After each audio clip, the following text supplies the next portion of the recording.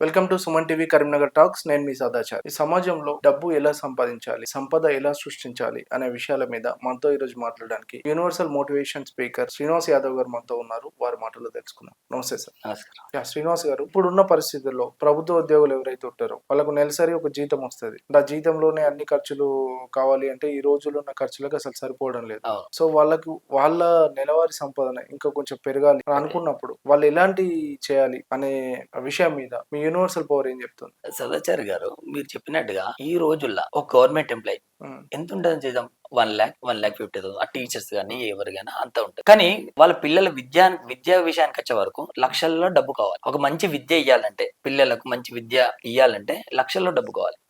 అట్లాంటప్పుడు ఈ రోజు ఉన్న ప్రతి గవర్నమెంట్ ఎంప్లాయీ ఆలోచన విధానం మారుతుందండి. అరే మేము చేసే జీతము మాకు సరిపోవట్లేదు, పిల్లలకి మంచి ఎడ్యుకేషన్ లేని ఇంకేమైనా ఆప్షన్ కావాలనుకుంటారు. కాబట్టి వాళ్ళకి అడ్డంకులు ఏమైనా లీగల్ ఇష్యూస్ వస్తాయండి. వాళ్ళు డైరెక్ట్ బిజినెస్ చేయరాదు. వాళ్ళకి గవర్నమెంట్ ఎంప్లాయీ కాబట్టి ఏ ప్రైవేట్ బిజినెస్ చేయరానప్పుడు వాళ్ళకి ఏంటంటే, ఇప్పుడున్న ఇండియాలో మీరు గమనించండి, ఇప్పుడున్న ఇండియాలో ప్రతి వ్యాపారంలో 30% పీపుల్ గవర్నమెంట్ ఎంప్లాయీస్ ఇన్వెస్ట్మెంట్ పెడుతున్నారు. ఇప్పుడున్న ప్రతి వ్యాపారం వెనుక 30% గవర్నమెంట్ ఎంప్లాయీస్ వ్యాపారంలో పెట్టుబడి పెడుతున్నారు. అయితే ఆ వాళ్ళకి ఎందుకు పెట్టుబడి పెడుతున్నారు? పోనీ ఆ పెట్టుబడి పెట్టేదాల్లో కూడా వాళ్ళు ఎందుకు తీసుకుంటారు అంటే, వాళ్ళకి సెక్యూరిటీ మైండ్ సెట్ ఎక్కువ ఉంటుంది. అంటే ఒక ఎంప్లాయీ ఎలా ఉంటాడంటే, తనకు డబ్బు పెట్టుబడి పెట్టినా ఏ వ్యాపారం చేయాలన్నా బాగా సెక్యూరిటీగా ఆలోచిస్తాడు. అంటే ఒక వ్యాపారాన్ని పెట్టాలి అనుకున్నప్పుడు తను బాగా పరిశీలించి ఒక ఎంప్లాయీ అప్పుడు ఇన్వెస్ట్ చేస్తాడు. అలాంటి ఎంప్లాయీ మన దగ్గరకు వచ్చినప్పుడు మనం ఏమి సలహా ఇస్తామంటే, ఏ వ్యాపారమైనా ఒక వాళ్ళకు ఉన్న మైండ్ సెట్ అంటే కరెక్ట్ ఎట్లా అంటే లిమిటెడ్ గా ఎంత పెద్ద వ్యాపారం పెట్టినా ఎంప్లాయీని పెట్టుకొని వ్యాపారం మొదలు పెట్టాలంటే వాళ్ళు డైరెక్ట్ ఇన్వాల్వ్ కారాదు, లీగల్ ఇన్వాల్వ్ కారాదు. వాళ్ళు బినామీలు పెట్టుకునే మొదలు పెడతారండి. అంటే భార్య పేరు మీద చేస్తాడు, భర్త ఎంప్లాయ్ అనుకో భార్య పేరు పెడతారు. ఒకవేళ భార్య భర్తలు ఇద్దరు ఎంప్లాయీస్ అయితే బాంబర్ది పేరు పెడతారు, ఇద్దరు ఎంప్లాయీస్ అయితే మా మామ పేరు పెడతారు. జనరల్ ప్రాక్టికల్ జరుగుతుంది ఇది.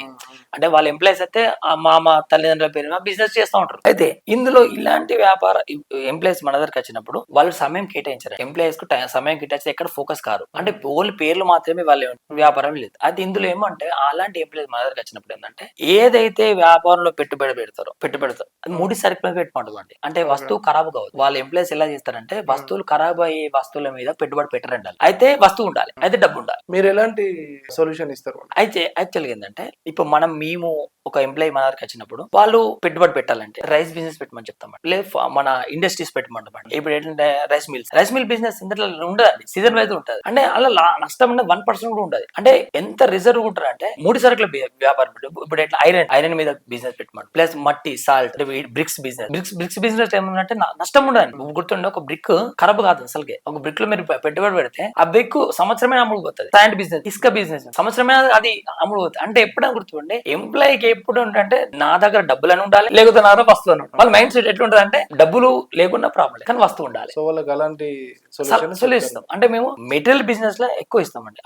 ఐరన్ బిజినెస్ లో, స్టీల్ అండ్ ఐరన్ బిజినెస్ లో, ఇట్లా ఫంక్షనల్ బిజినెస్ లో. అంటే వాళ్ళకి ఏంటంటే అసెట్ ఉంటది, డబ్బు ఉంటది. అంటే సెక్యూరిటీ, వాళ్ళకి పెట్టిన డబ్బుకు సెక్యూరిటీ అక్కడ మనం ఆలోచించే అవసరం లేదండి. మళ్ళీ డబ్బు ఏమైతుందో ఆలోచన మీద వీళ్ళు ఏంటంటే, ఇక డబ్బు పోయి పేపర్ మిగిలిన వాళ్ళ పెట్టుబడి పెట్టియమని, డబ్బులు వెళ్తాయి పేపర్లో ఉంటాయి, టాస్క్ లో పేపర్లు ఉంటాయి అంతే. శ్రీనివాస్ గారు, అంటే ఒక పేరెంట్స్ వాళ్ళకి ఒక కిరాణా వ్యాపారం ఉంది, లేదంటే ఒక టెక్స్టైల్ వ్యాపారం ఉంది, ఏదైనా బిజినెస్ ఉంది, బాగానే నడుస్తుంది. వాళ్ళ వారసత్వంగా వాళ్ళ పిల్లలకు కూడా అదే బిజినెస్ ఇవ్వడం బెటరా, లేదంటే వేరే బిజినెస్ కి సలహా ఇవ్వడం బెటరా అని ఒక పేరెంట్ మీ దగ్గరకు వస్తే మీరు ఎలాంటి సొల్యూషన్ ఇస్తారు వాళ్ళకి? సదాచారి గారు, మీరు చెప్పినట్టుగా ఇప్పుడున్న సమాజంలో ఒక 5-10 years నుండి అందరిలో మార్పు వస్తుంది. అంటే ఒక 10 సంవత్సరాల కింద, 20 సంవత్సరాల కింద ఎలా ఉండేదంటే అందరి మైండ్ సెట్, ఏ వ్యాపారం కూర్చుని వ్యాపారం చేసే ఏ వ్యాపారస్తులైనా, కిరాణా షాప్ గానీ, బ్యాంక్ స్టోర్ గానీ, ఇంకా ఏదైనా అక్కడ కూర్చున్న వ్యాపారాలు, వైషాస్ చేసే వ్యాపారాలు ఏదైనా, వాళ్ళ మైండ్ సెట్ ఎలా ఉందంటే, 10 సంవత్సరాలకి 20 సంవత్సరాల కింద కూర్చున్న వ్యాపారం, నీట పట్టుండే వ్యాపారం, ఎండకు తడవడు, వర్షానికి తడవడు,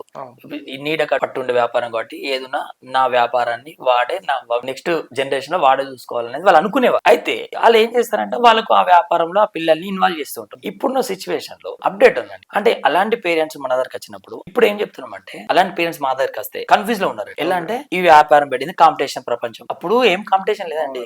ఒక సేటు కిరాణా దుకాణంలో మనం ఖాతా పెడితే 10 సంవత్సరాలు మేమే ఒక కిరాణా దుకాణంలో 10 సంవత్సరాలు ఖాతా ఉంది మాది. అంటే ఒక సేటును, ఒక కిరాణా దుకాణం, ఒక సమ్మాన్ మనం నమ్మినామంటే ఎక్కడికో పోతాం, అక్కడికే పోతాం. ఆ నమ్మకం అప్పుడు ఉండే, ఇప్పుడు లేదు. ఎవరు తక్కువ ఇస్తే అక్కడికి వెళ్ళిపోతాం అంటే అప్డేట్ అయిపోయింది. అయితే ఇంత కాంపిటీషన్ కాలంలో వాళ్ళు కూడా కన్ఫ్యూజ్ ఉన్నారు. ఇంత కాంపిటీషన్ కాలం మరి ఈ వ్యాపారం మనం పిల్లలకి చెప్పచ్చా లేకపోతే ఏం చేయాలి అని అలాంటి పేరెంట్స్ మన వరకు వచ్చినప్పుడు మనం వాళ్ళకి ఏం సలహా చెప్తామంటే ఎప్పుడైనా గుర్తుపెట్టుకోండి, ఒక వ్యాపారం అనేది అప్డేట్ లేకుంటే అది ఆప్షన్ గా వాడుకోవాలి కానీ అప్డేట్ లా ఆలోచించాలండి. ఆప్షన్ గా వాడుకోవాలి అంటే తన వ్యాపారాన్ని తను చూసుకుంటూ తనకు ఆ అబ్బాయికి వేరే వాటి మీదనే ఫోకస్ పెట్టాలండి. అంటే వేరే తనకున్న ఇంట్రెస్ట్ ఏ వ్యాపారాలు ఉన్నాయో ఆ వ్యాపారాల వైపు డబ్బు సంపాదించడానికి తనకున్న ఇంట్రెస్ట్, తనకున్న అలవాట్ల మీద, తనకున్న ఇంట్రెస్ట్ వ్యాపారాల పట్ల ఫస్ట్ ఫోకస్ పెట్టాలి. అందులో అతను ఆయనకు ఇంట్రెస్ట్ ఉంటుంది కదా, కోరిక ఉంటుంది కాబట్టి ఉంటది. ఒకవేళ తను అలా పెట్టక అలా వీళ్ళు ఆలోచించక ఇదే వ్యాపారం అని నిర్ణయించుకున్నారు అనుకోండి, ఆ అబ్బాయికి ఇదే వ్యాపారం అలవాటు చేస్తారు అనుకోండి, రేపు పొద్దున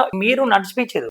మీ అబ్బాయి ఇళ్ళకి వచ్చిన తర్వాత పెళ్లి చేస్తారు, బాధ్యతలు పడతాయి. రేపు పొద్దున ఎదురుగా ఇంకో షాప్ పెడతారు, అతను డౌన్ అవుతుంది కానీ అతనికి అటు వేరే ఆప్షన్ ఉండదు. అరే మన నాన్న నడిపించింది కిరాణమే, నేను కూడా ఇదే నడిపిస్తా, నాకు ఇప్పుడు ఎదురుగా కిరాణా వేరే దుకాణాలు నేను ఏం చేయలేను, అప్పుడు డైవర్ట్ అయిపోతాడు, డిస్టర్బెన్స్ అవుతాడు. అదే కాకుండా తనకు వేరే వ్యాపారాల పట్ల ఏమేమి వ్యాపారాల పట్ల ఇంట్రెస్ట్ ఉందన్నది వాళ్ళు గమనించి ఫస్ట్ అలాంటి వ్యాపారాల మీద శ్రద్ధ పెట్టడం వల్ల అక్కడ వాళ్ళ ఒక సక్సెస్ అయింది అనుకోండి, బెటర్ ఉంటుంది కదా.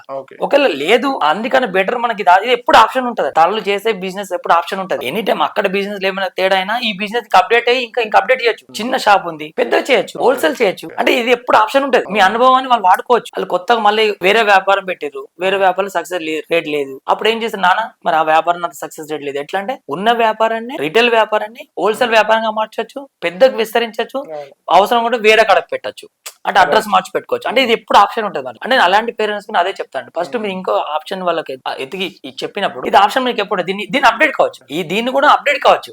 అనుభవం ఉంటుంది కాబట్టి ఇది రిటైల్ ఉంది బిడ్డ, మనం హోల్సేల్ చేద్దాం, పెద్దగా చేద్దాం, అవసరం ఏరియా మారదాం అన్నప్పుడు ఆటోమేటిక్ ఆప్షన్ ఉంటుంది. ఇది సెకండ్ ఆప్షన్ ఉంటుంది కాబట్టి వాళ్ళు ఇంకా ఆ రకంగా డబ్బు సంపాదిస్తారు, ఈ రకంగా కూడా దీన్ని అప్డేట్ చేసి కూడా సంపాదించవచ్చు, ఇక్కడ ఎంప్లాయీని పెట్టి కూడా సంపాదించవచ్చు, మీ వ్యాపారాన్ని ఎక్కువ కూడా చేయొచ్చు. అంటే రిటైల్ నుండి హోల్సేల్ గా మార్చొచ్చు, ప్లస్ ఆయన వ్యాపారం చేసుకోవచ్చు.